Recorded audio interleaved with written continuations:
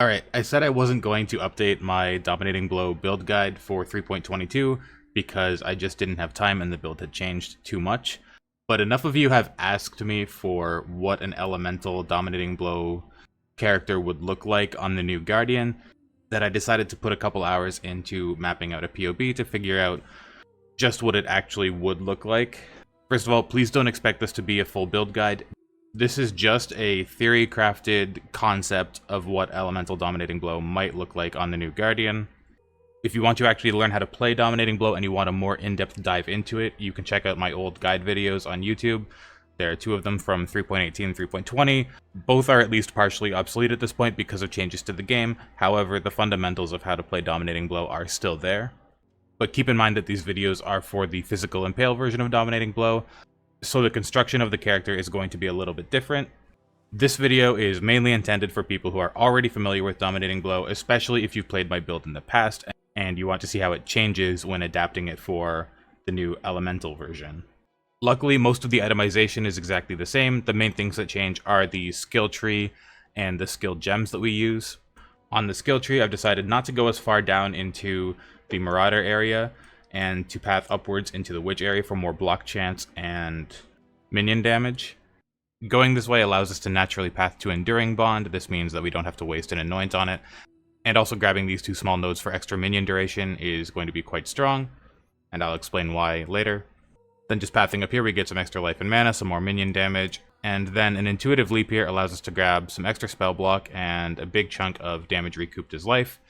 We don't use the Intuitive Leap to grab this spell block here because we want to path here naturally so that we can grab the 12% mana reservation efficiency mastery. The reason to go up this way for the spell block rather than heading down this way for more life and maximum resist is that the new Guardian is able to easily cap both block and spell block, meaning that it's actually more efficient to get your defenses through block and spell block now. So let's talk about the whole concept of this and why go Elemental instead of Impale. The new Unwavering Crusade basically allows you to have 3 new minions with you called Elemental Relics. Each one of them gives you one of the elemental damage auras: Hatred, Anger, and Wrath.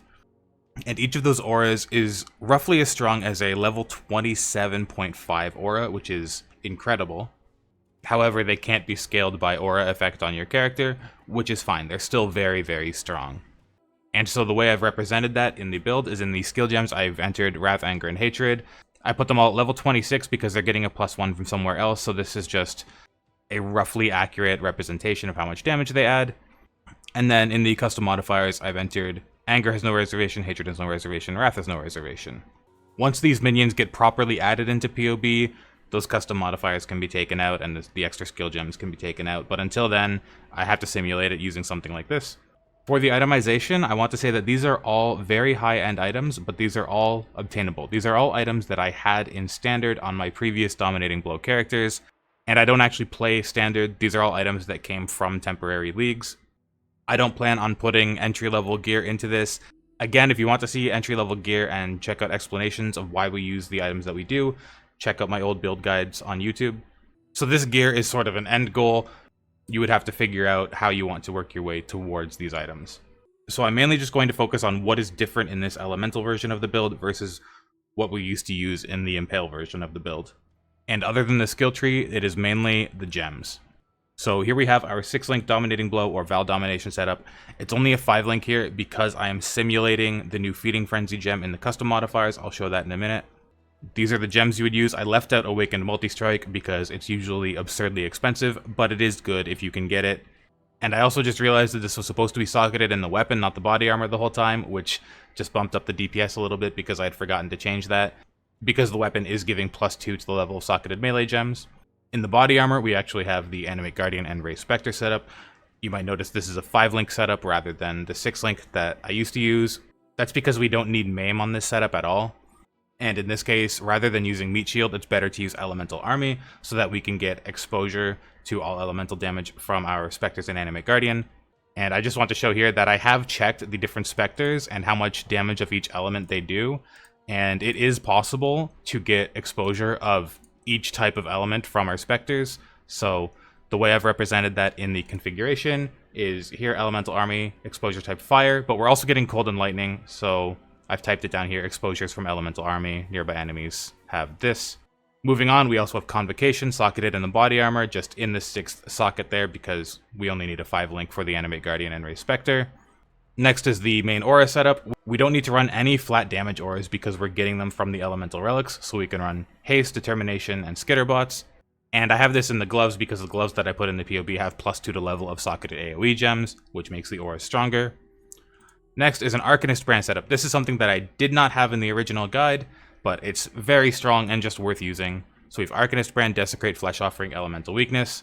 So this basically turns the build into a 2-button build. You're going to summon your army, drop the Arcanist brand, and just try to keep both of them maintained. The Arcanist brand is going to cast the spells that it's linked to in order, so you want Desecrate to be before Flesh Offering, or it won't be able to cast Flesh Offering. And Elemental Weakness is just the best curse for us because we're dealing damage of all 3 elements. And again, you'll see that there's level 21, 23 gems here. This is because, like I said, this is a fully optimized setup. This is your end goal. This is what you want to work towards. This isn't a full build guide. Just reiterating and emphasizing once again that this video is intended for people who are already familiar with Dominating Blow, how to gear it, and just if you want to try an elemental version, this is what you can work towards. Moving on. Cast when stunned, Val Molten Shell. Guardian actually lost stun immunity, so we can use Cast when stunned now. And Val Molten Shell, obviously just an amazing defense. This only takes 2 sockets in our boost here, so that leaves room for Precision, which can get up to about level 13 if it's anomalous. If it's default, you can get it to level 10. And in the last boot socket, just a Flame Dash. Just any movement skill. It doesn't have to be Flame Dash, it can be anything. It can be Frostblink, Leaf Slam, Smoke Mine, whatever you want. Everything under this line is stuff that we are getting from items or skills, like the Wrath, Anger, and Hatred. This is from Elemental Relics. Contaminate, this is from Spore Guard. Commandment of Spite, this is just a glove enchant. Aspect of the Spider, this is actually another important aura. Because we have Wrath, Anger, and Hatred for free, it allows us to have a lot of extra reservations and still have mana left over.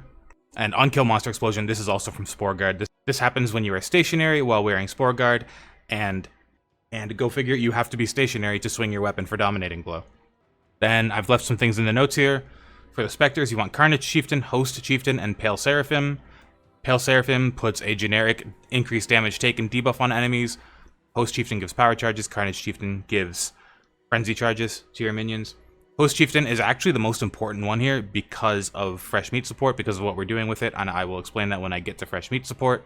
For the Animate Guardian gear, optimally, you'll have Kingmaker, Mask of the Stitch Demon, Southbound, or just any sort of resistance gloves, Garb of the Ephemeral, and rare boots with resistances, and Eldritch crafted brittle ground while walking.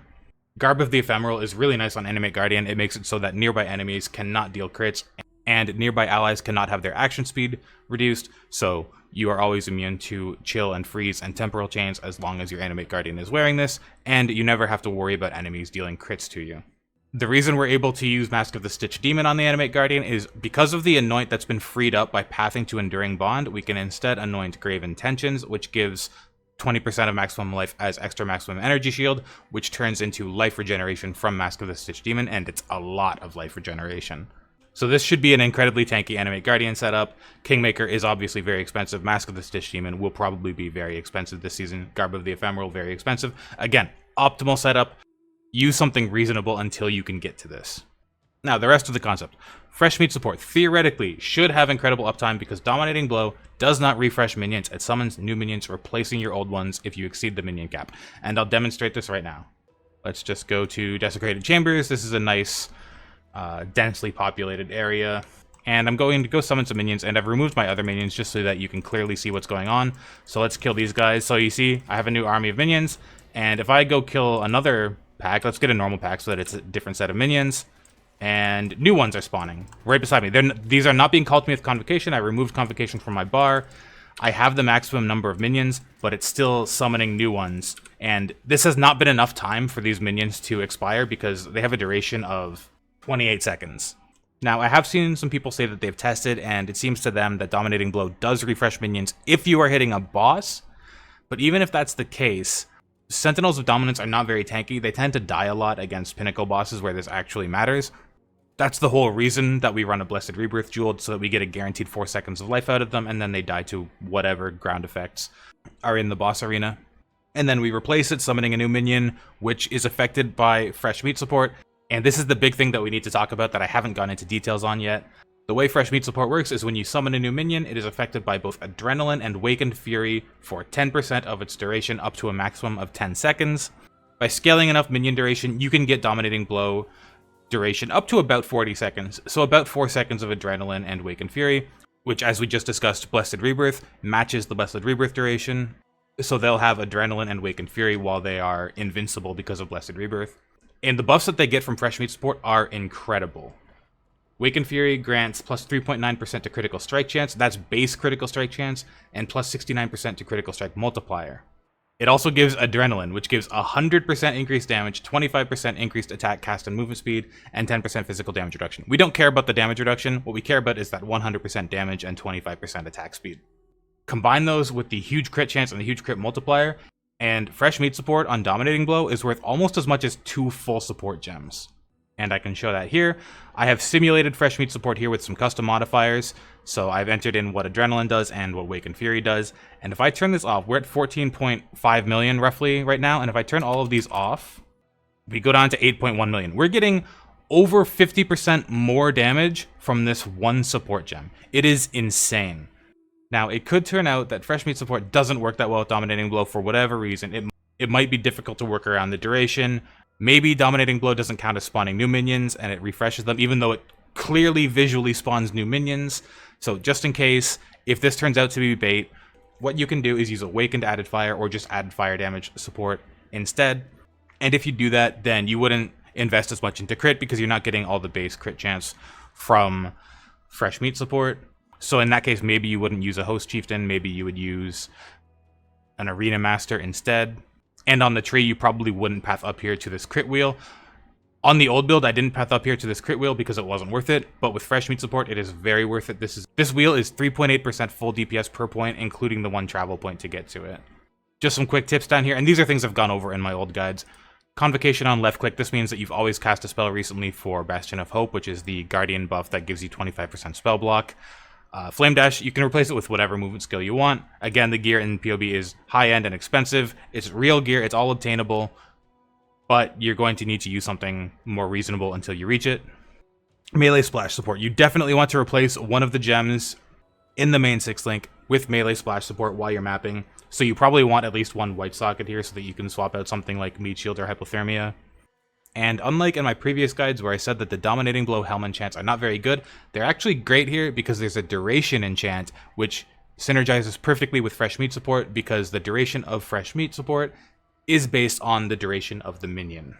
And one more set of custom modifiers to go over here. The reason I've typed Sentinel of Radiance 10% less damage taken from hits twice is because the new Sentinel of Radiance is a minion that redirects 10% of the damage you would take from hits to itself, and also has 100% chance to taunt on hit, and taunted enemies inherently deal 10% less damage to targets that aren't the source of the taunt.